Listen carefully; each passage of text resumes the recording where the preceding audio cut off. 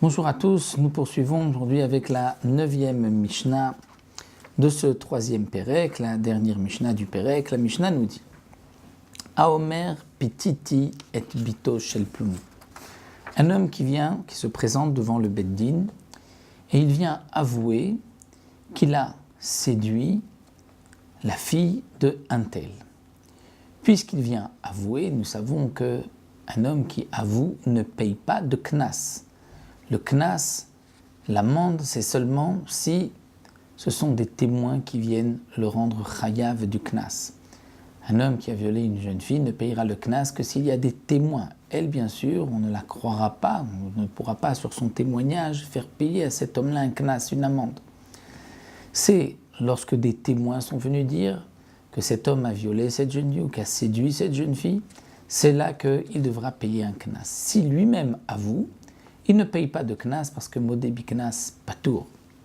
Mais malgré tout, il devra payer la honte qu'il a occasionnée à cette jeune fille et le pegam, la perte de sa valeur, comme nous l'avons vu dans la Mishnah précédente, qu'elle doit être évaluée comme si c'était une servante, combien elle vaut avant et après, et la différence, il devra payer.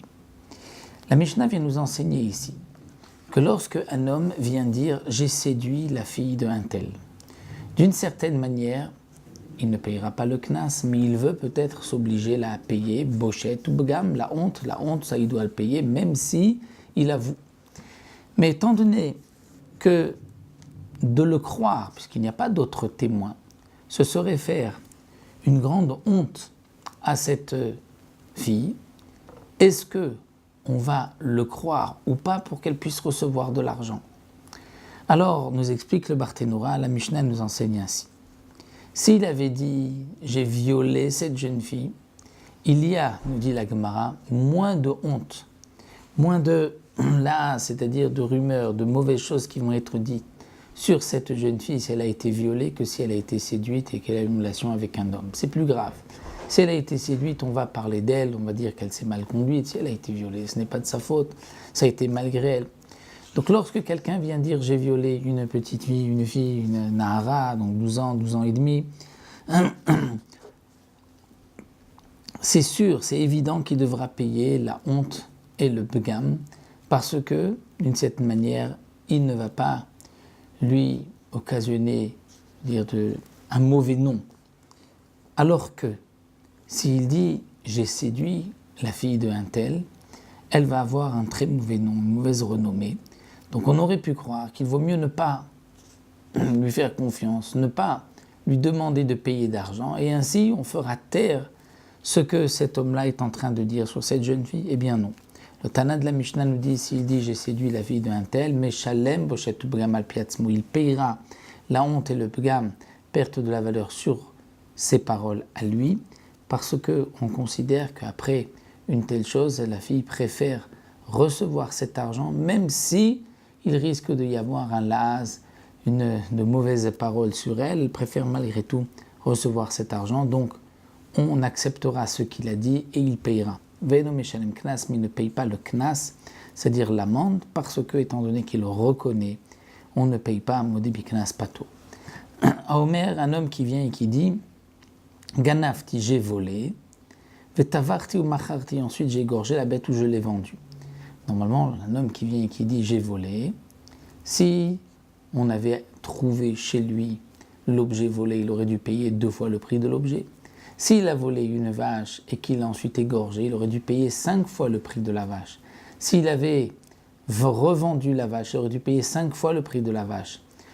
Et si c'était un mouton qu'il avait égorgé ou qu'il avait revendu, il aurait dû payer 4 fois, comme nous le savons dans Masechet Baba Kama, comme c'est marqué dans la Torah.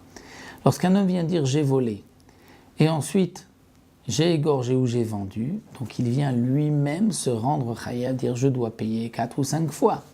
Mais c'est un knas, c'est une amende. Puisque c'est une amende, il ne payera pas sur son aveu puisqu'il n'y a pas de témoin. Donc celui qui dit « j'ai volé, j'ai égorgé ou j'ai vendu » mais shalem et takern apiatzmo, il payera juste le keren capital, c'est-à-dire le prix de la bête. Il ne payera pas le kefel.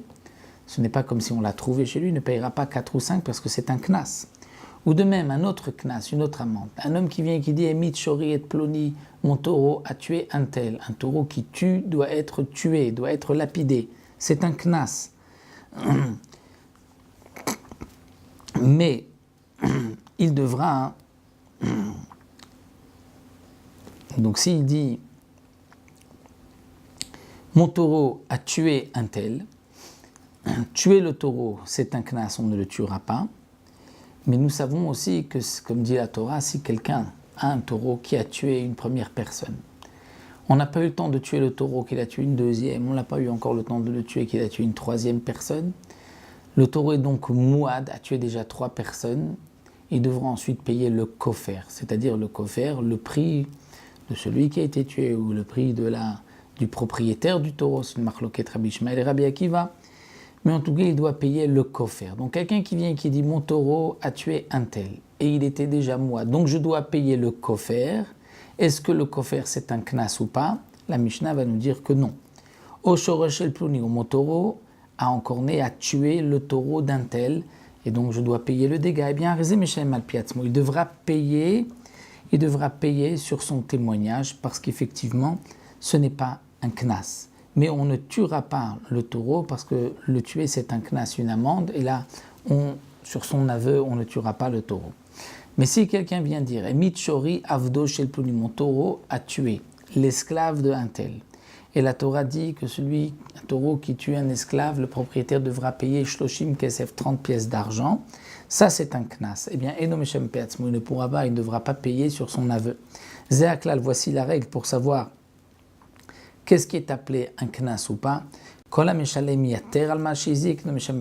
celui qui paye plus que ce qu'il a endommagé, il ne payera pas sur son aveu. C'est-à-dire, lorsque l'on doit payer le dommage, c'est donc mammon, la réparation de ce qui a été abîmé.